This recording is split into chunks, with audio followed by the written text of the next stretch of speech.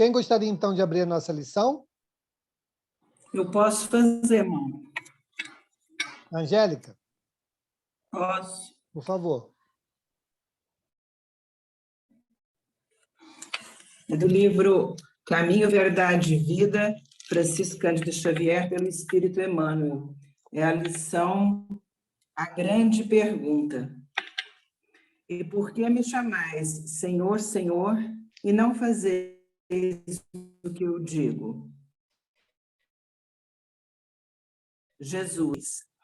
Em lamentável indiferença, muitas pessoas esperam pela morte do corpo, a fim de ouvirem as sublimes palavras do Cristo. Não se compreende, porém, o motivo de semelhante propósito. O Mestre permanece vivo em seu evangelho de amor e luz. É desnecessário aguardar ocasiões solenes para que lhe ouçamos os ensinamentos sublimes e claros. Muitos aprendizes aproximam-se do trabalho santo, mas desejam revelações diretas. Teriam mais fé, asseguram displicentes, se ouvissem o Senhor de modo pessoal em suas manifestações divinas.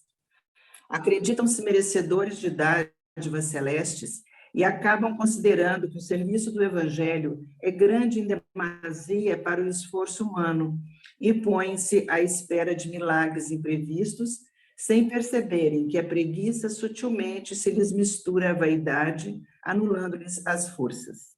Tais companheiros não sabem ouvir o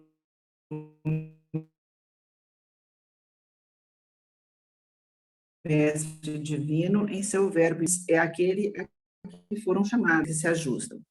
Na qualidade de político ou de varredor, num palácio ou numa choupana, o homem da terra pode fazer o que Jesus ensinou. É por isso que a oportuna pergunta do Senhor deveria gravar-se de maneira indelével em todos os templos, para que os discípulos, em lhe pronunciando o nome, nunca se esqueçam de atender sinceramente às recomendações do seu verbo sublime. Obrigado, Angélica. Deu umas rateadas aí na tua conexão, mas creio que deu para absorver bem o conteúdo da mensagem, né? Alguém Porque a gostaria... gente busca Jesus, né, Mauro? Em todos os momentos, né? Ele está nos ensinando, mas às vezes nós nos prendemos na religião, né? Na esperança de receber alguma dádiva, de ter aceito os nossos pedidos, e nós não enxergamos que o serviço está à nossa frente, que pelo serviço que nós temos, né? Que Jesus nos delegou, é que nós vamos estar perto dele, né? Então, qualquer chamado, qualquer trabalho que nós executamos é um chamado de Deus. Por mais humilde que seja esse trabalho, nós podemos executá-lo da melhor maneira possível e estaremos próximos a Jesus. Eu acho que é isso, né, a missão. Ok. Eu só queria acrescentar, pelo menos foi uma reflexão que eu fiz durante a leitura, me lembro daquela fala de Jesus, né, que o Pai e eu somos um.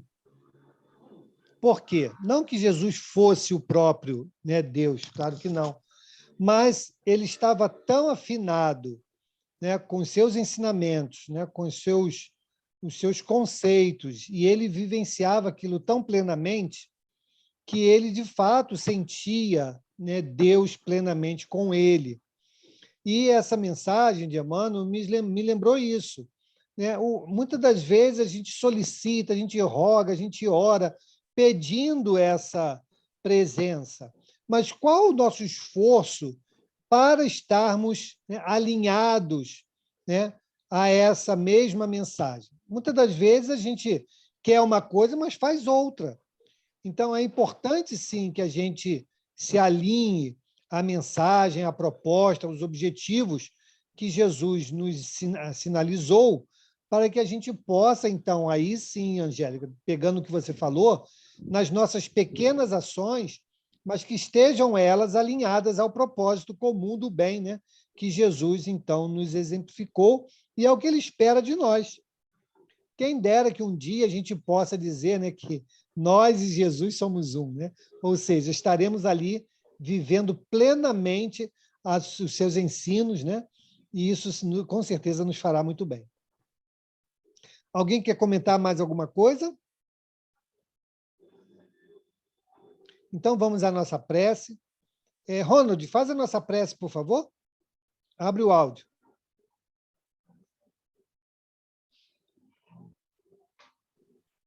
Nossa, que responsabilidade, primeira do ano. Vamos lá. Todos me ouvem?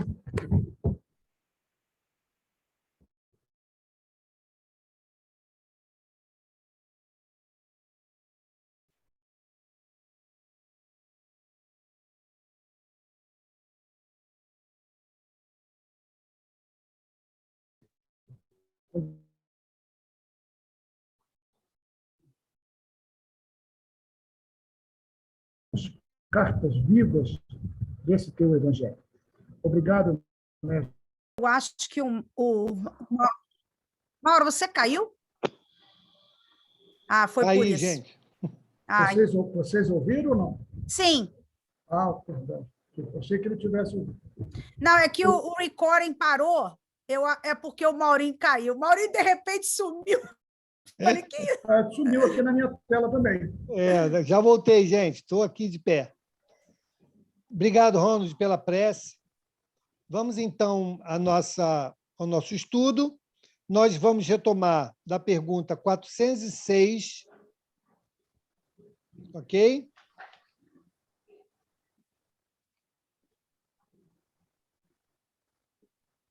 Deixa eu me localizar aqui.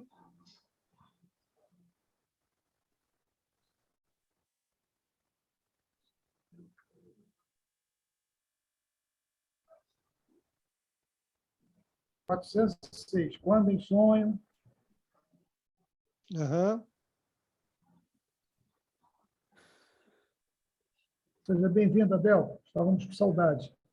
Tudo bem, gente? Boa tarde, boa noite. Feliz Ano Novo. Boa noite, todo mundo. Também prazer em revê-lo. Estava ausente aí devido às incompatibilidades de horário de dia. Feliz 2022 para todos nós. Com certeza.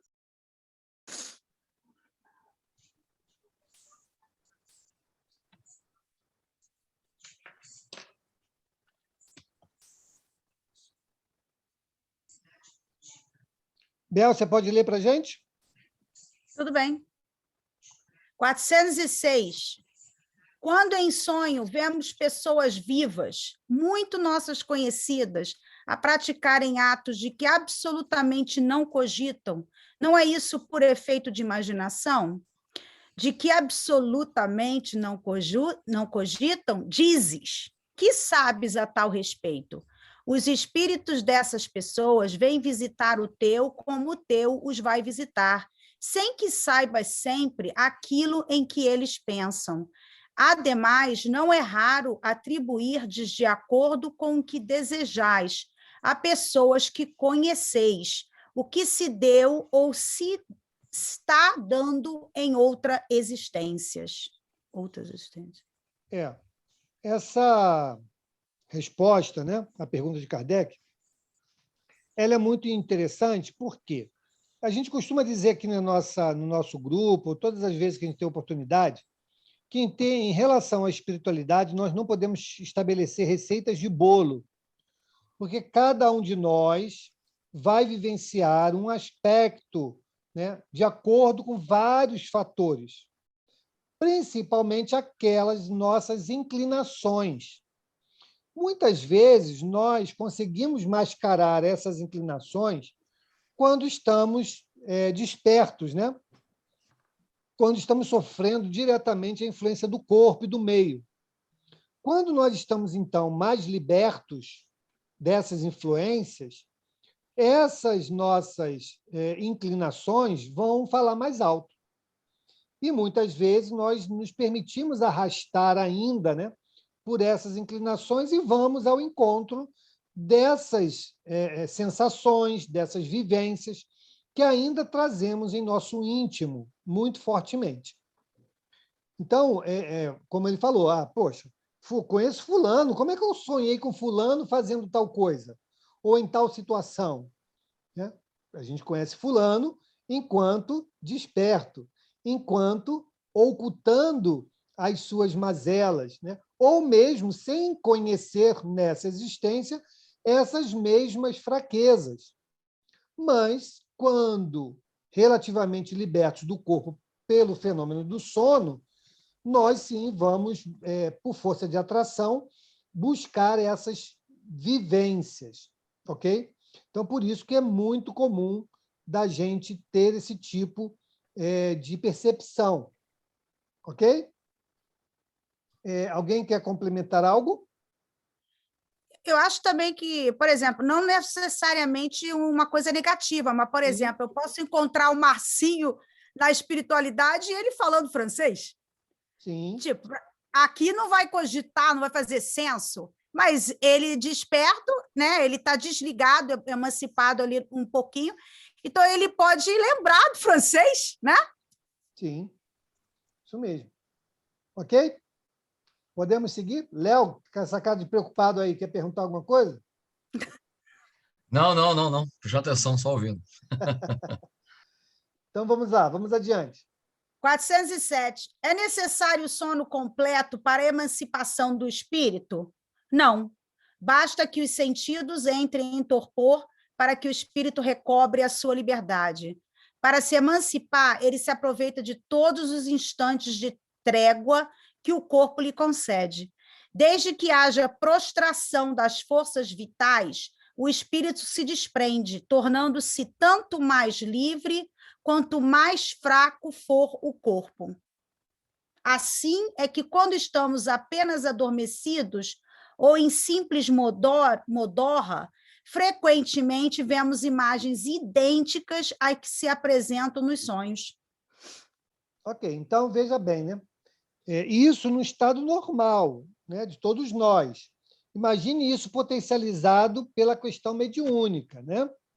Então, é a mesma coisa que acontece. Então, o espírito ele pode, sim, levar ou induzir o corpo a esse leve torpor, a esse afrouxamento dos laços, né, que o mantém preso ao corpo, e ele, então, pode se emancipar, dar aquela afastadinha, né, e perceber o que está se passando no plano espiritual, inclusive na recepção de mensagens ou percepção de cenários, né, que podem ser apresentados nesse estado, ok? Então, por exemplo, um exemplo grande disso é a nossa irmã Ivone Pereira, né? Ivone Pereira tem até um vídeo no YouTube falando sobre isso. Ela estava conversando com o Divaldo, já contamos isso aqui. O espírito Charles a convoca e ela fala para o Divaldo: Divaldo, espera um minutinho que Charles está me chamando. Ela, então, se recosta na cadeira em que estava e ele fala, né, ela entra naquele estado de torpor, de sonolência, vai atender ao chamado de Charles e, alguns minutos depois, ela retorna contando, então, o que havia se passado. Então, veja que não há para o espírito uma necessidade muito grande do corpo estar inerte para que ele possa viver as experiências no plano espiritual. Tampouco, isso aí eu aproveito para chamar a atenção, tampouco, nesse estado, outro espírito irá se apropriar do corpo do médium, ou de qualquer um de nós. Isto não acontece. Porque tivemos aí, ao longo da semana, né, uma fala que nos chamou bastante atenção e que nós precisamos consertar, né, o entendimento disso.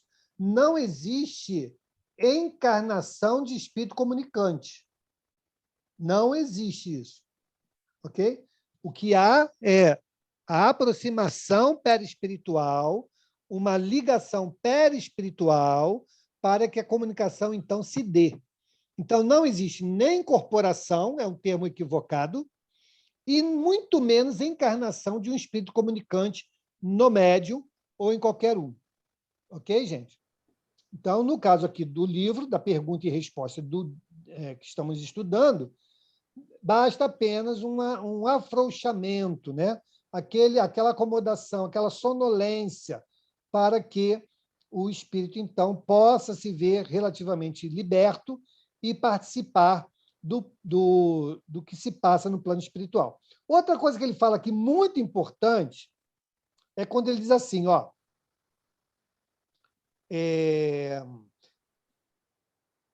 desde que haja prostração das forças vitais, o espírito se desprende, tornando-se tanto mais livre quanto mais fraco for o corpo. Vocês já devem ter ouvido falar do Santo Daime, né? Santo Daime, aquele preparo, ou preparado, que é feito lá no interior do Amazonas, em que as pessoas dizem que quando tomam esse preparado, que é feito de raízes, as pessoas têm experiências extrafísicas. Por que isso acontece? Tá, a resposta está aqui, ó. Esse Santo Daime leva ao enfraquecimento do corpo. Se há o enfraquecimento do corpo por qualquer motivo, seja por droga, seja por uma indução magnética fluídica, o espírito estará com seus laços afrouxados. E aí, querendo ou não, ele perceberá ou poderá perceber o que se passa no plano espiritual. Muitas seitas, né, se utilizam de práticas como esta para que os seus membros possam relatar vivências extrafísicas. Então, isso se dá por conta disso. Por que muitas das vezes a pessoa que se droga, né, relata experiências desse tipo? Por conta disso. As experiências de EQM, né, experiência quase morte. Por que tem isso? Porque as forças vitais foram comprometidas.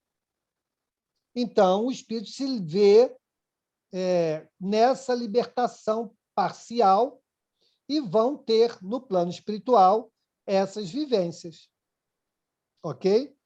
Então, está aí a explicação e alguns exemplos, né, para que a gente possa perceber do que estamos falando nessa resposta. Tudo bem? Alguém quer complementar algo, fazer alguma pergunta?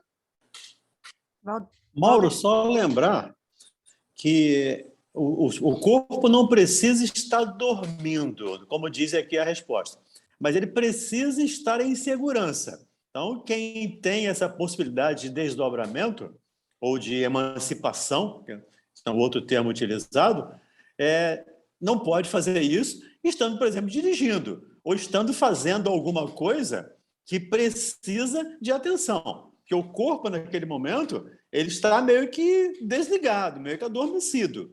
Então, ele não tem reações, ou necessariamente não tem reações como nós temos, instintivamente. Então, é esse cuidado para os médiums que têm essa possibilidade de não fazerem isso se não tiver com o corpo em segurança, como fez a dona Ivone. Vou sentar aqui um pouquinho, vou me encostar. Então, o corpo não vai precisar do espírito tão próximo, eu vou sair, mas o corpo vai estar em segurança. Porque senão ele pode causar um acidente ou criar um problema em função de não estar no comando do corpo. E, claro, como você lembrou aí, não existe encarnação, né, de um espírito. Naquele momento, o espírito se afastou, não existe outro que vem e reencarna ali, ou encarna naquele corpo ali, porque dois espíritos não podem ocupar o mesmo corpo, né? A lei da física, né? Dois corpos não podem ocupar ao mesmo tempo o mesmo lugar no espaço. Então, não existe essa situação. E os dois corpos, os dois espíritos, têm a mesma dimensão, digamos assim, estão na mesma dimensão, na mesma matéria, feitos da mesma matéria. Não podem ocupar o mesmo espaço. Só para esclarecer, principalmente essa coisa da segurança do corpo. Obrigado, Valdemir. Temos a Maria do Céu, depois temos o Léo. Isabel, você ia perguntar alguma coisa? Ô, Mauro, seu microfone está picotando. Está picotando? Está picotado bastante. Tá. Melhorou? Melhorou. Eu acho que é a sua internet. Eu acho que é a internet. Você está toda hora freezing, congelando. Tá. Vou tentar melhorar aqui. Diga, Maria do Céu. Mauro, nesse caso, as pessoas que estão nos hospitais em coma, eles então estão ativos fora do corpo, estão tendo vivências em outras paragens espirituais? Seria isso também? Podem estar, podem estar. O corpo está anestesiado, mas o espírito pode aproveitar aqueles instantes e ter as suas vivências no plano espiritual. Temos vários exemplos desse tipo, né? Aquele filme O Céu é de Verdade fala sobre isso, né? A Espera de um Milagre fala sobre isso, né? Então, tem vários... 90 minutos no Paraíso. Isso também. Exatamente. Então, tem vários relatos que nos mostram que isso sim é possível, né, acontecer. Mas, como nós falamos no início, pode ser que outros não tenham essa experiência, que fiquem ali, né, ligados ao corpo, não se afastam, não se deslocam e não vão descrever o que outros tiveram como experiência. Diga, Léo. Opa, não, que você deu o exemplo da Ivone, né? E eu lembrei também no caso do Eurípides, né? Passanufo, né? Que ele também tinha essa mediunidade, né? Ele fazia esse tipo de desdobramento. Estão me ouvindo? Sim. Então, eu lembrei, você falou do Ivone, eu lembrei do Eurípides, né? Que ele conseguia fazer esse desdobramento e geralmente ele fazia isso até em sala de aula, né? O livro dele, ele relata essas histórias, né? Relatar essas histórias em que ele, até os alunos, que ele até já sabiam, olha, o professor já foi, e ele iria até... O dele era mais profundo, né? Que ele conseguia até, fisicamente, ele conseguia, né? Fazer até o parto, se eu não me engano, não é isso? E estar lá onde ele tinha o fenômeno da bicorporiedade. Eurípides tinha o fenômeno da bicorporiedade. Ok, podemos seguir, então? Vamos em frente. Gláucia, estamos na 408. Parece-nos algumas vezes ouvirmos em nós mesmos palavras pronunciadas distintamente e que nenhum nexo tem com o que nos preocupa? Qual a razão disso? É fato, ouvis até mesmo frases inteiras, principalmente quando os sentidos começam a entorpecer-se. É algumas vezes fraco eco do que diz um espírito que convosco se quer comunicar. Esse estado alterado de consciência, né, isso é um fato, isso já está sendo estudado, né, por alguns pesquisadores, né, da paranormalidade. Quem quiser pode procurar no YouTube. Existe 2 médiums que têm programa no canal fechado. Um é a médium, que é uma mulher de Long Island, né, perto aí não sei se é perto da Isabel, não sei, mas é nos Estados Unidos. E o outro, que é lá de Hollywood, né, que é o médium de Hollywood, né, que Tyler. E os dois submeteram a esses exames para ver como se opera o cérebro dessas 2 pessoas durante o seu trabalho mediúnico, né? Lá não chama muito de médium, né? Mas do sensitivo, né? E, de fato, vocês vão ver como é interessante, vale a pena dar uma pesquisada nesses 2 vídeos, porque mostra o seguinte: os 2 fazem leituras conscientes. Então, eles estão despertos, fazem o contato com a espiritualidade, ou seja, a espiritualidade vai passando as informações e eles, então, vão transmitindo aquela leitura para os seus, eles chamam lá de clientes, né? Para as pessoas que estão sendo alvo da leitura. E eles estão completamente mapeados, né? Com uma touca de sensores para ver como é o comportamento cerebral durante o processo mediúnico da leitura. E eles mostram o seguinte, que durante a leitura, ou seja, quando eles estão em conexão com essa espiritualidade, transmitindo as informações, o cérebro deles parece que está no estado de adormecimento. É muito interessante. Porque os sinais cerebrais, se eles não estivessem ali vendo, eles diriam que era de uma pessoa que estava dormindo. Mas, na verdade, está em alta atividade, né, quando em contato com essa espiritualidade.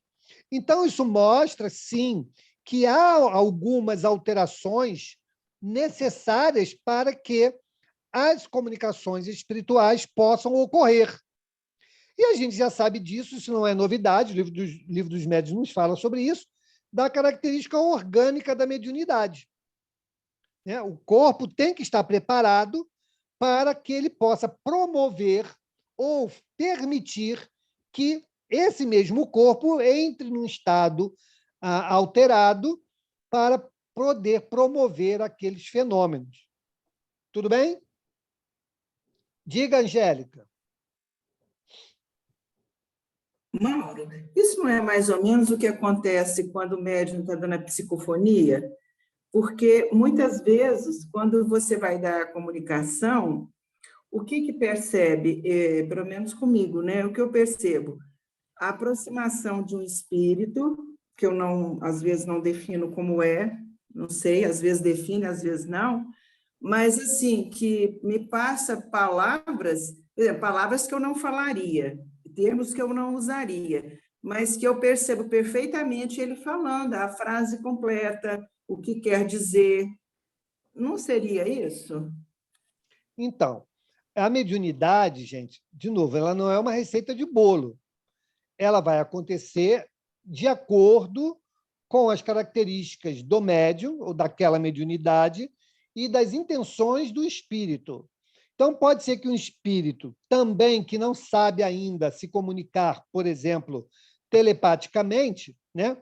Ele acha que precisa manipular a fala do médium. Então, isso vai se dar de um jeito. Outro que já conhece, né, como essa comunicação se dá de uma maneira mais sutil, ele, então, vai apenas irradiar o pensamento e o médium vai captar o pensamento. É outro jeito. E a mensagem pode ser a mesma, ok? Então, nós não podemos esquecer que os espíritos, quando vêm se comunicar, muitos deles não sabem tudo.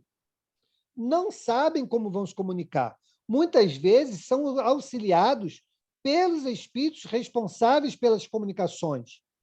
Eles promovem a conexão para que o espírito possa se comunicar. Então, são muitas as variantes, né, de uma comunicação espiritual.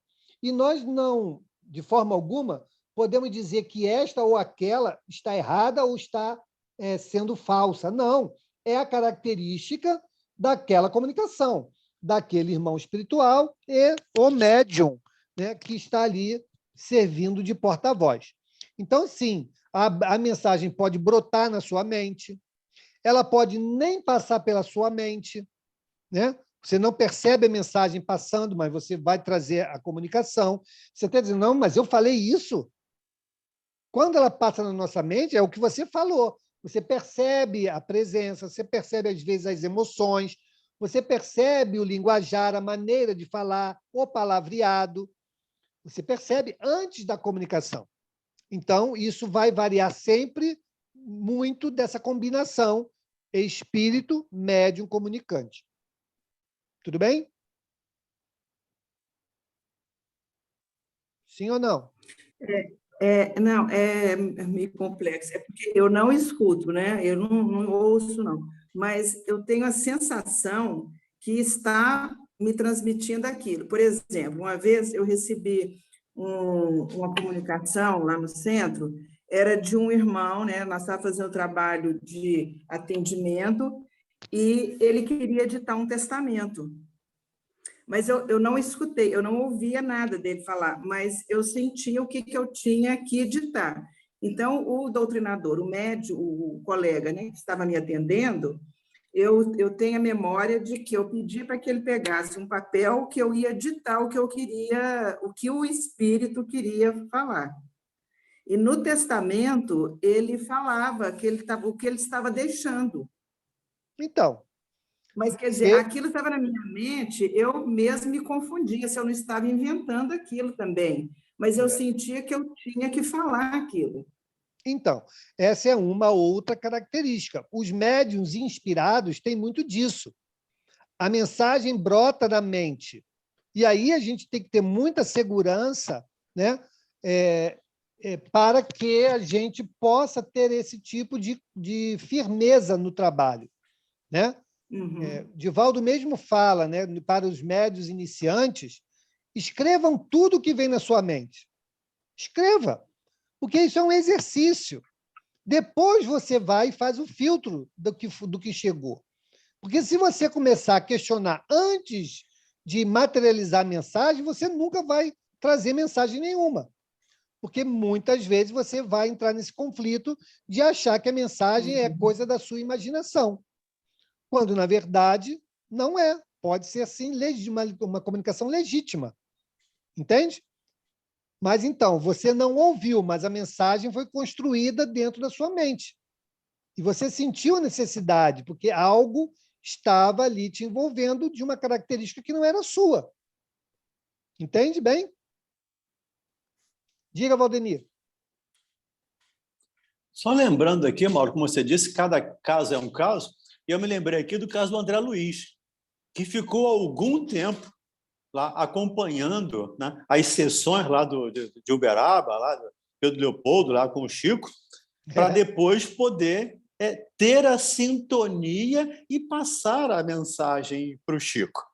Então, e o Chico, um médium, né, dos maiores, ou o maior, que nós conhecemos.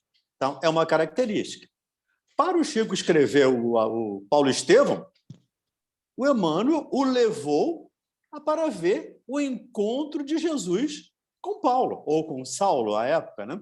Para que ele pudesse perceber aquela emoção, aquela sintonia, e a hora dele escrever, ele facilitar o trabalho do Emmanuel. Você lembrou da Dona Ivone. A Dona Ivone, né, o Charles, ou o Bezerra, outro, o espírito que estava editando o livro, a levava em desdobramento ou emancipada para ver a cena. Então, cada situação é uma situação diferente. E cada espírito, cada necessidade. Então, o mesmo Chico, o André passou um tempão ali, ou ele foi lá ver a cena para poder passar. Então, cada situação é uma situação diferente, dentro aí da fala da Angélica, da pergunta da Angélica. É verdade. O próprio Chico, quando recebeu mensagem da mãe, né, quem trouxe foi Emmanuel. Emmanuel foi que trouxe a mensagem da mãe, né? Então, vejam que nem as nossas relações de parentela vão garantir essa afinidade que o Valdenir nos falou, né? Essa afinidade fluídica, que também é necessária para um bom resultado, né, do trabalho mediúnico. Diga, Bel.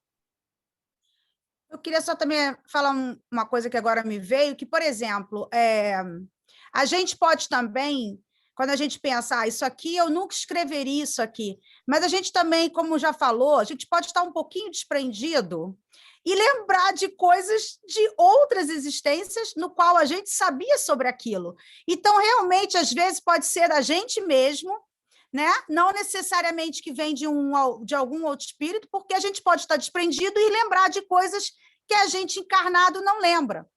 Então, é por isso que eu acho que, que a gente tem que se preocupar com o conteúdo, porque realmente ficar se fixando, será que poderia ser disso, né? Aí fica difícil mesmo, porque a menos que seja num caso que nem Chico, que a pessoa, que ele sabe quem é, tem essa afinidade que já conhece, ou então que a pessoa assina, fica muito difícil, mas realmente o que importa é o conteúdo. Isso mesmo, como está lá no Livro dos Médiuns, né? É isso mesmo. Bom, podemos seguir? Mais alguma pergunta?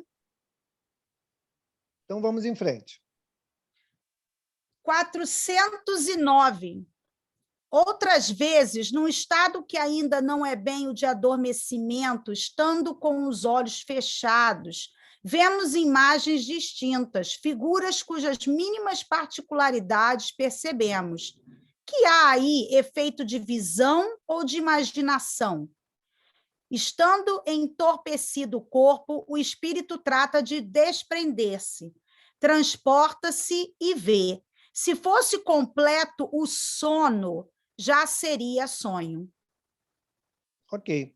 Então, de novo, né, ele vai falando aí da relação que existe, do grau de emancipação e a nossa, não só nitidez, mas participação nessas relações que se estabelecem quando o espírito, então, está afastado, né, emancipado relativamente aí, em maior ou menor grau do corpo. Então, isso vai se dar tanto em relação ao sono, quanto à relação mediúnica. Lembrando também que, se o espírito quiser, ele pode mostrar mais detalhes ou não mostrar absolutamente nada. Depende também dessa intenção, né, dos espíritos em querer nos revelar ou permitir a nossa participação mais intensa naquele episódio ao qual estamos ali, muitas das vezes, como telespectadores ou participando de alguma maneira, né? Eu lembro de um caso do meu cunhado, Nélio, né? A Isabel conheceu, em que ele era um bandista, já falei aqui para vocês, ele é um bandista, está conosco ainda, e ele estava influenciado, né, pelo irmão espiritual, num trabalho de desobsessão, né, lá nos moldes lá da Umbanda. Naquele trabalho em que o espírito obsessor, né, estava sendo desacoplado, né, da sua vítima, ou seja, do obsediado, né, ele, então, viu aquilo acontecer, viu os irmãos espirituais desacoplando o espírito do encarnado. E ele ficou muito mexido com aquela cena, né? Tanto quando ele retorna da influência espiritual, volta a si, ele está emocionalmente muito abalado, né? Até que teve que ter um trabalho de passe para que ele se recuperasse e tudo mais. Então, veja como isso pode acontecer. Muitas das vezes, eles mostram ou permitem que o médium veja com detalhes o que está acontecendo, muitas das vezes, eles não permitem, ou nada, ou apenas parcialmente, a depender do grau de ensino também, de aprendizado que se estabelece nesses momentos. Diga, Flávia.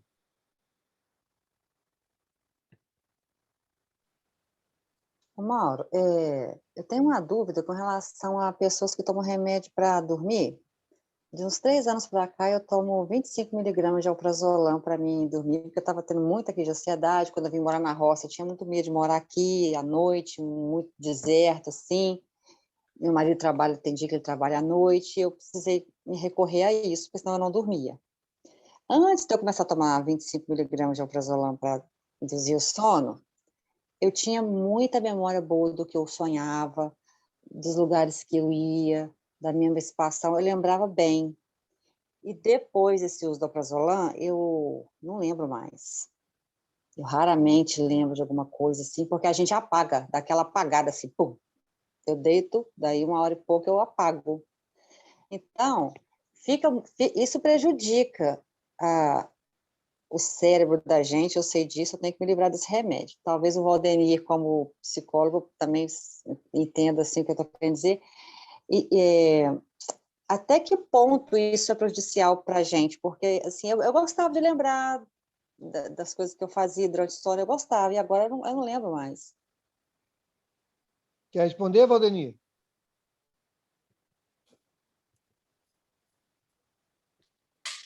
Lembrar que o ideal, nem sempre o ideal é possível, mas o ideal seria dormir sem o medicamento. Porque o espírito precisa de um cérebro ativo. E ele vai pegar um cérebro adormecido, um cérebro apagado, digamos assim, né? Com menos energia. Então, naturalmente, esse cérebro não vai conseguir armazenar aquelas informações. Isso acontece. Mas, se você não dormir também, prejudica a sua saúde. E você não tem nem possibilidade de encontrar. Pelo menos você tomando remédio, você se encontra, recebe as instruções, recebe as orientações e só não vai lembrar. Mas não vai lembrar quando estiver em vigília. Mas na hora que você sair do corpo de novo e encontrar com eles, você vai dar continuidade àquele papo, aquele trabalho, aquela coisa, de uma maneira natural, normal. Se puder ficar sem remédio, ótimo. Mas, se não, em algumas situações, ele é recomendado.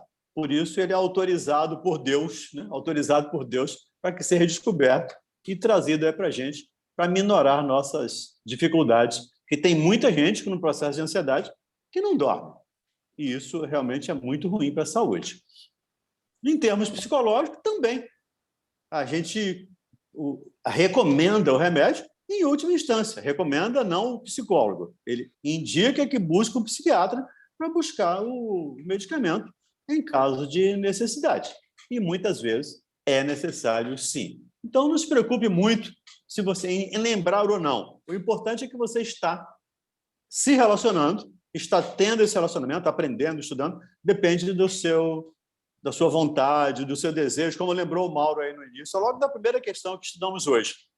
Quando deixamos nosso corpo, ou quando sonhamos com pessoas acordadas, vemos pessoas fazendo coisas que nós achávamos que elas não faziam. Ou nós fazendo coisas que acordado não faríamos. Então, é esse cuidado que devemos ter durante o dia, durante a nossa transformação, para, ao deixar o corpo, efetivamente, ir nos encontrar com os amigos espirituais, com os bons amigos espirituais, não aqueles que nos induzam, ou que nos induzam não, que nos fazem companhia nos desvios aí das leis morais.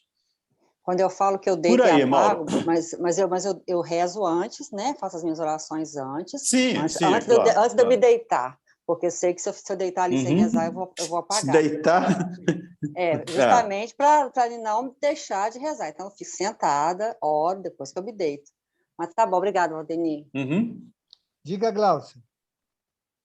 Eu tenho uma dúvida. Você estava falando do pessoal, do médium que viu o pessoal da espiritualidade desacoplando, né, um espírito obsessor do obsediado. Existe, eu já li alguns livros, vi pessoas comentando, existe mesmo essa coisa de shipping, que eles põem chip, os espíritos, existe essa energia que chega a ser uma coisa assim tão materializada dos obsessores em relação aos obsediados? Ou isso aí é uma Olha, coisa... Glaucia, existem descrições desse tipo. Existem descrições desse tipo. A gente sabe que os espíritos eles manipulam o fluido e podem criar, né, com o fluido uma diversidade de coisas. Então, vamos dar uns exemplos, né, que podem nos trazer mais uma análise mais concreta a respeito disso. O Divaldo conta, está lá no YouTube, quem quiser pode procurar, que ele esteve com um problema nas cordas vocais, muito sério. Ele estava lá em Uberaba, lá com o Chico. E aí o Chico chama ele para tomar um café em casa. Ah, não, antes disso. Durante a reunião que o Chico fazia lá em Uberaba, de psicografia, enquanto ele escrevia, alguém fazia uma palestra. Falava alguma coisa sobre o evangelho, papapá. E ele, então, pediu para o Divaldo fazer essa palestra. Ele falou, mas, Chico, eu estou com a garganta desse jeito, estou quase afônico. Divaldo, faz aí a palestra. E aí o Divaldo foi falando, com aquela dificuldade, foi falando, fazendo a palestra durante a reunião inteira. Terminou a reunião, o Chico, então, chama ele para ir para a sua casa. E lá, então, ele leva o Divaldo para o quarto dele e lá se materializa a irmã Sheila. E ela, espírito já materializada, materializa como se fosse uma caneta. E ela pede para o Divaldo abrir a boca. E ela, então, faz um disparo de luz na garganta do Divaldo. O Divaldo diz que dá um grito, né, gigantesco da dor que foi, mas ficou bom. Naquela época, nem existia laser. Ok? Então, há esse fato, né, que aconteceu com o Divaldo. Eu fui fazer uma palestra em Campos, numa casa lá em que o Peixotinho ajudou a fundar, e Peixotinho foi um médium de efeitos físicos. E a irmã Sheila também se materializava nessa casa e fazia atendimentos direto, ou seja, o espírito materializado atendia as pessoas, né, com as suas dificuldades, suas necessidades lá de saúde. Também fazia isso com várias situações. Tanto é que eles também têm lá várias peças de arte em parafina, em que os espíritos materializavam, né, parte do corpo, mão, né, o que eles queriam, e ficava registrado pelo molde na parafina. Tem lá um acervo disso. Então, por que eu estou falando isso? Porque os espíritos podem manipular o fluido. E não é porque seja um espírito ignorante do bem, porque para mim não existe espírito mau, existe espírito ignorante do bem, mas ele não é ignorante de técnicas de manipulação. Então, eu creio que, partindo desse princípio, eles podem, sim, criar ligações perispirituais, cujo formato de quem vê pode descrever como sendo um chip. Ok? Mas não um chip materializado como nós conhecemos, e sim uma estrutura de ligação fluídica e que ele pode, então, se fazer ligar a alguém de acordo com essas possibilidades. Ok? Obrigada. Nada. Diga, Angélica.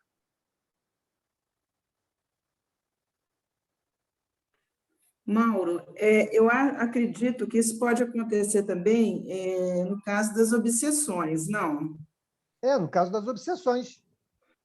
Exatamente. Porque eu já participo de vez em quando de trabalho de desobsessão, né, quando nós estávamos antes da pandemia, e certa vez nós recebemos um rapaz, e quando nós concentramos para ele tomar o passe, eu vi perfeitamente alguma coisa na nuca desse rapaz. Eu não posso falar que é um chip, lógico, né? Mas existia algo ligado a ele com alguns fios. E é justamente numa região em que ele relatava, né, o sofrimento que ele vinha enfrentando, e ele tinha um processo obsessivo bem grave, sabe? Então, eu imagino assim, que parece que são aparelhos que eles materializam, que eles constroem ali no mundo espiritual e acoplam a pessoa que está obsediada. É então, isso? A ligação, Angélica, sempre será perispiritual, não física. Sim, entendo. Okay? Entendo. Então, o que você viu foi, sim, provavelmente, uma ligação perispiritual, ou seja, no corpo perispiritual daquele rapaz que estava encarnado, mas que, pela dupla vista, você viu, ou a espiritualidade lhe mostrou, para que vocês entendessem o que estivesse acontecendo ali. Entendeu? Certo. Outro exemplo é o meu pai, quando ele trabalhava na praça em Uberaba, ele de vez em quando frequentava as sessões lá do Chico, né? Ele ia lá e ele levava para nós as garrafas com água fluidificada pela Sheila. E as águas eram de um perfume assim maravilhoso. Então ele saía de Uberaba para Uberlândia e levava as garrafas fechadinhas e ele levava para a gente fazer o uso, né? E quando você abria, é como se você estivesse abrindo um vidro de perfume. E a água era de Sheila, sempre o Chico fazia essa fluidificação. Isso também é como você disse aí no caso, esse exemplo que você citou, né? Da Sheila com o Divaldo, ela curando a garganta com um tipo de um laser, mas o perfume também que ia era um fluido, né? Sim, alteração fluídica ou impregnação fluídica no veículo, que no caso ali era a água, né? A gente sabe que a água pode reter propriedades. Oi? Não precisava ser médium para sentir, qualquer pessoa sentia quando abria a garrafa. Exatamente. Tudo bem? Podemos seguir? Mauro, só lembrando aqui nessa transformação das águas, lembrando a transformação da água em vinho. E todo mundo bebeu vinho e era o melhor vinho foi o melhor vinho da festa, né? No final da festa já era o melhor vinho. Então, os espíritos têm essa possibilidade de transformar a água, né? em vinho, ou em remédio, ou em veneno, dependendo da situação, né? Eles têm essa possibilidade de manipular fluidos e transformar essa água em vinho, ou em remédio, ou nas flores. Eu também já recebi essa água do Chico e também tive essa experiência, Angélica, de sentir o cheiro de rosas na água. E eu não sinto cheiro de nada. Hoje eu não sinto nem cheiro, mas sentia cheiro da rosa. Abria a garrafa e sentia exalando aquele cheiro. E não acabava, né? Enquanto não acabava a água estava no finalzinho e estava cheirosa ainda. E todo mundo tomando aquela água fluidificada. Diga aí. Acho que a Íria levantou a mão aí. Sim, diga, Íria.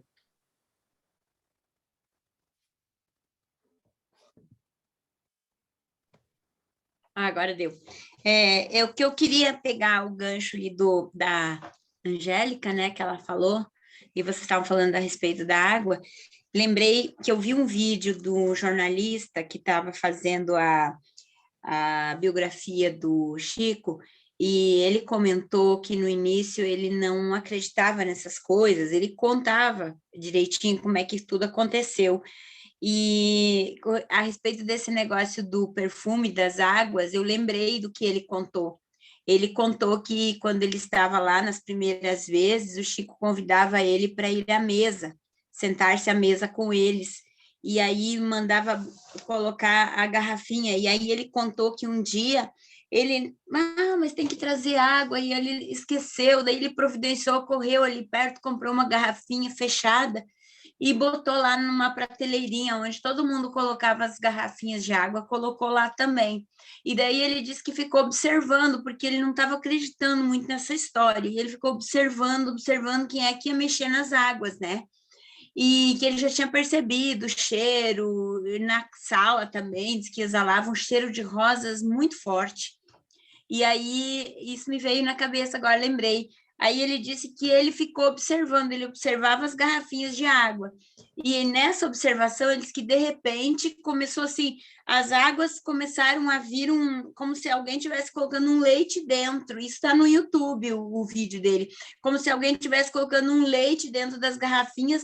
Só que ele disse, mas como? A garrafinha que ele comprou, ele nem tinha aberto ainda, estava ainda com a fechada hermeticamente, não tinha nada, ninguém tinha aberto e ninguém mexeu, e de repente as garrafinhas todas ficaram brancas, que nem leitoso, assim, e até o final da reunião, tudo continuava branca, e quando terminou a reunião, a água voltou ao normal, direitinho, só que o perfume que exalava era impressionante, lembrei do que ele falou. E a propósito, falando do Chico também agora, lembrei de uma outra passagem, que veio, lembrei agora no número 407 aqui, que foi falado sobre o sono, né, da emancipação do espírito, e aí eu lembrei que o Geraldinho contou que, num vídeo desse que eu vi também, que ele contou que eles estavam um dia trabalhando, mas que já estavam umas horas, trabalhando, era muita coisa que eles estavam organizando de material e de livro, e organizando as coisas, e disse que já estava mais de 4 horas, bem cansativo, e ele pegou e viu que o Chico estava muito cansado, abatido, aí ele disse, o que foi, Chico, está muito cansado? Ele disse, é verdade, eu estou bastante cansado, mas então senta aqui um pouquinho, disse que deram um banco para ele sentou lá, descansou um pouquinho no cantinho, disse que ficou uns 10 minutos, assim, que todo mundo achou que ele estava dormindo, e ficaram quietinho ali, trabalhando no material e deixando ele quietinho no canto ali. Aí, depois de 10 minutos que ele acordou, assim, disse que ele parecia que tinha dormido uma noite inteira, de tão forte que ele estava, animado. E aí disse que a pessoa perguntou para ele, mas o que foi, Chico, que você ficou tão animado? Você só cochilou ali um pouquinho? Ele disse, não, Geraldinho, não cochilei, não. Eu fui lá agorinha, estava lá no bercinho, fui ver o Emmanuel, que acabou de nascer. Ele falou isso, e está no YouTube, não estou mentindo, se eu estou falando uma coisa que não é minha. Impressionante, né? Então, aí fiquei lembrando aqui do sono, que parecia que porque ele era um médium muito severo também, né? Ele não estava dormindo, mas ele que meio que apagou ali nesse tempo, né? Foi o que eu entendi. Sim, com certeza ele colocou o corpo no estado de dormitar, né, de relaxamento, para que ele pudesse se deslocar e participar desse episódio aí que ele relata, né? Senão não seria possível. Diga, Kátia. Oi, gente, boa noite. Vocês estão me ouvindo? Sim. Então, em falando assim de ciência, já é um vídeo antigo, mas acredito que se a gente pesquisar na internet ainda vai achar. Teve um cientista que colocou vários copos de água, parece copos ou garrafas de água, e colocou essas águas, uma de cada vez, na vibração de determinados sons e determinadas vozes. E ele foi constatando, através de fotos, como ficaria o desenho da molécula da água a partir dessas vozes. E ele botou a voz, acho que do Chico Xavier, eu não me lembro bem, de Beethoven, ou Mozart, qualquer coisa do gênero, e botou também de Hitler. E cada garrafinha, ele mapeou e fotografou a figura da molécula da água através dessas vozes, né? A influência dessas vozes e músicas, e ele fotografou as moléculas da água, e são desenhos bem variados e bem interessantes, dá para acompanhar na internet também, como a influência, às vezes, da nossa própria voz e pensamento também pode modificar a água, né? Os alimentos que a gente produz em casa, qual é a vibração que a gente está emitindo, né? Kátia, memória da água, se eu não me engano. Ah, sim, eu não me lembrava do nome. Mas isso aí já foi um pouco questionado, tá? Ele não conseguiu comprovar isso, não. Eu conheço bem essas fotografias, né? Já tive até dando uma estudada sobre isso, mas esse pesquisador aí ele não conseguiu reproduzir o que ele mostrou sendo resultado da pesquisa dele em outros episódios para ele pudesse comprovar a sua teoria. Então, esse é um aspecto. Entendi. Outro aspecto é o seguinte, não é apenas por uma palavra, e ele usa isso lá nessa experiência, né? Ele bota determinadas palavras suficientemente para alterar o estado molecular da água. Isso não é suficiente. O que vai alterar ou participar de um processo que leve a uma alteração da estrutura, seja do que for, não é apenas uma palavra. Tem que haver ali uma interação fluídica. E aí, sim, nessa alteração fluídica, de quem emite, ele dá qualidade ao fluido. E essa qualidade que se dá ao fluido, na interação, seja com a água ou com outro elemento material qualquer, pode fazer uma alteração. Ok? Então, isso é importante. Como a Íria falou aqui da água, né? Os espíritos impregnaram fluidicamente aquelas águas. E aí houve um processo de alteração possível daquele veículo. Ok? Somente uma palavra por si só, sem uma carga emocional, sem uma intenção do pensamento, não vai fazer efeito algum. Ok? Entendi. Então, isso é muito importante. E Divaldo prova isso no vídeo que ele fala sobre cura e autocura. Pode procurar no YouTube, também tem essa palestra lá, um seminário de 3 horas, que ele fala sobre cura e autocura.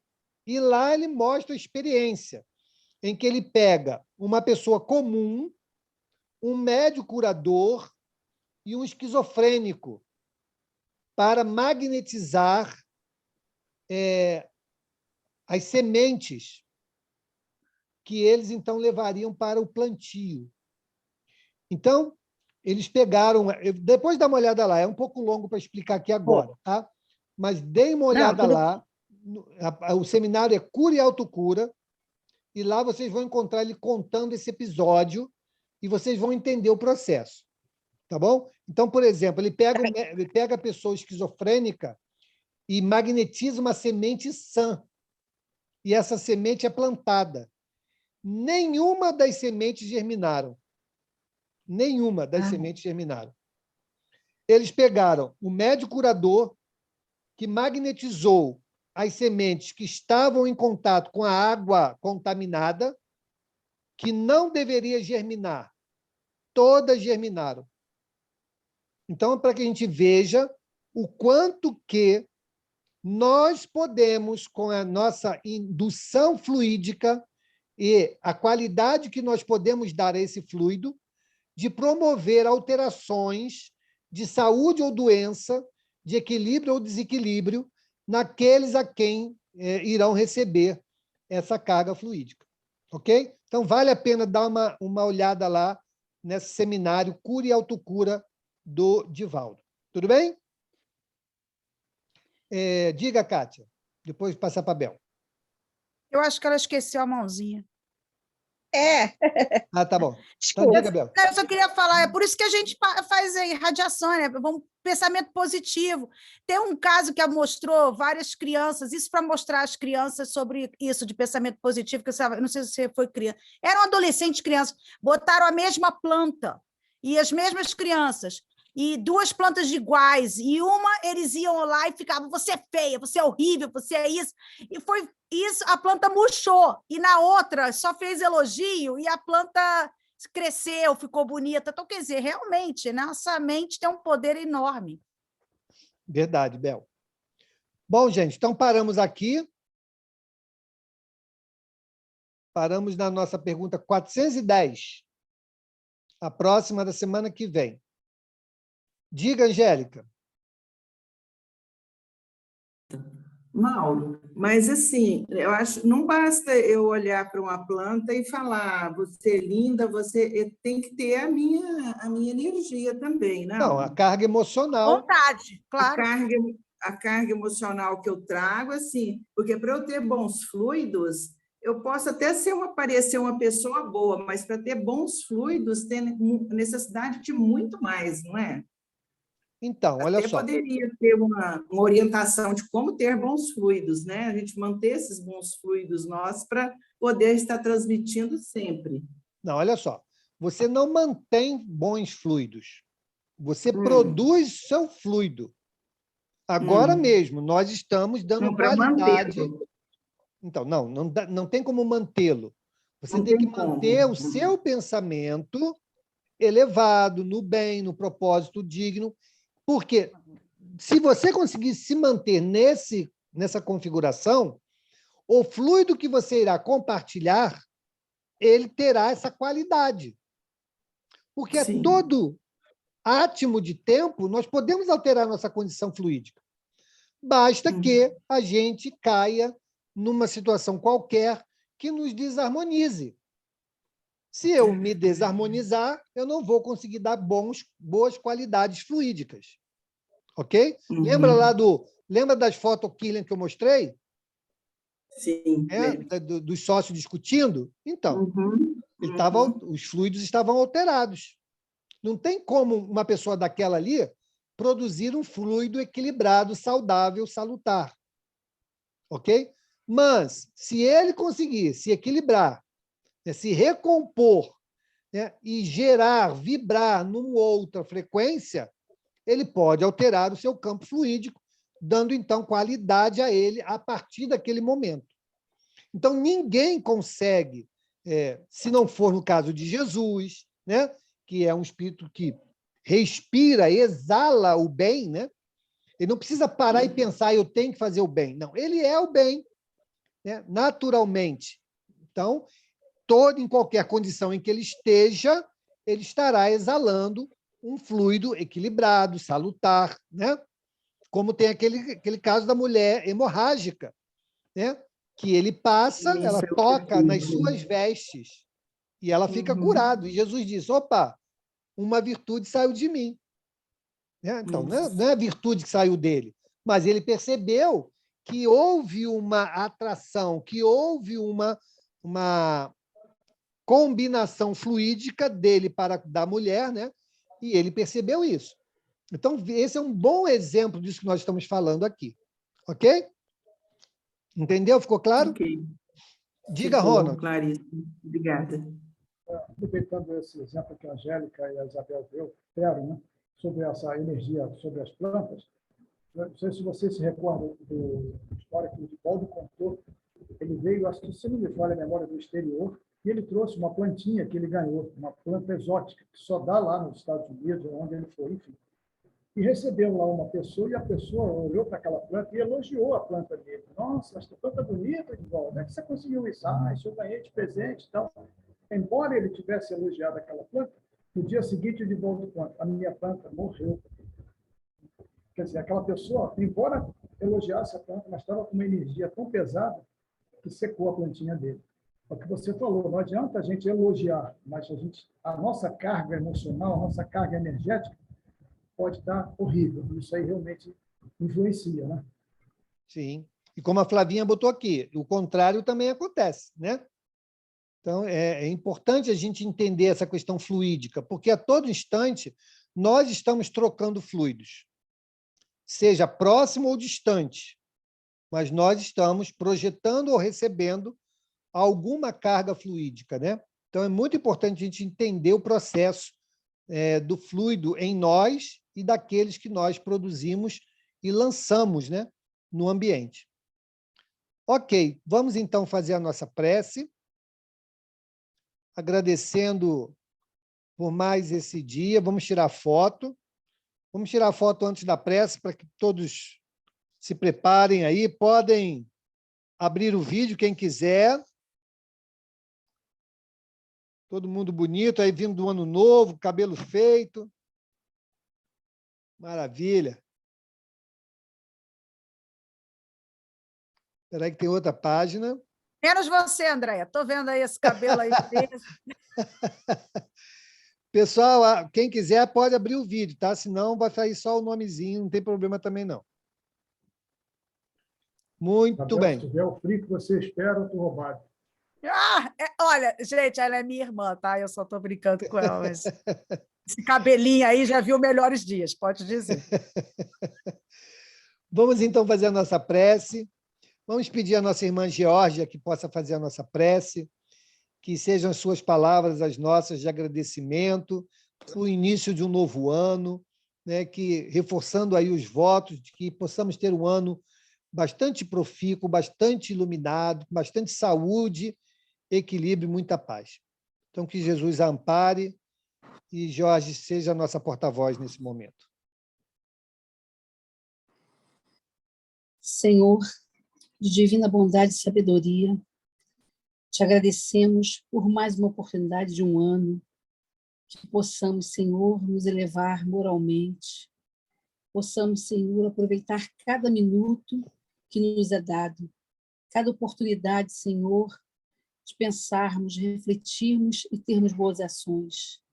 Pedimos, Senhor, pelos nossos lares, pedimos, Senhor, por todos aqueles que necessitam de uma oração, necessitam, Senhor, do seu amparo, que não conseguem te ver.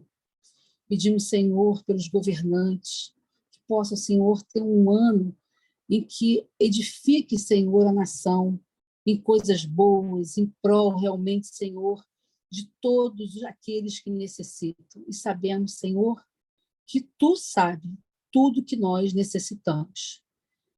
Te agradecemos por essa sala de estudo tão edificante. Te agradecemos, Senhor, pela casa a caminho, irmãos, amigos a caminho, né? Que fará no sábado 15 anos. Te agradecemos por ela e eu, em especial, agradeço pelo acolhimento que a casa me deu, a mim e a minha família. Muito obrigada, Senhor, que possamos ter uma semana de luz, de muita paz e que fique sempre conosco, hoje, agora e sempre. Que assim seja. Que assim seja. Gente, obrigado. De fato, a nossa casa vai completar 15 anos, né, no sábado. Os irmãos que quiserem mandar mensagens, né, felicitando a nossa casa pela data dos 15 anos, né, de fundação, de existência, podem mandar e eu vou pegando lá do grupo, tá bom? E a gente, lá no sábado, vamos fazer uma live e, de repente, a gente vai fazer um painel lá com as mensagens. Tá bem? Bacana, legal. Um grande beijo a todos, uma boa semana, um bom início de ano. Bom ano novo para todos. noite. Até amanhã.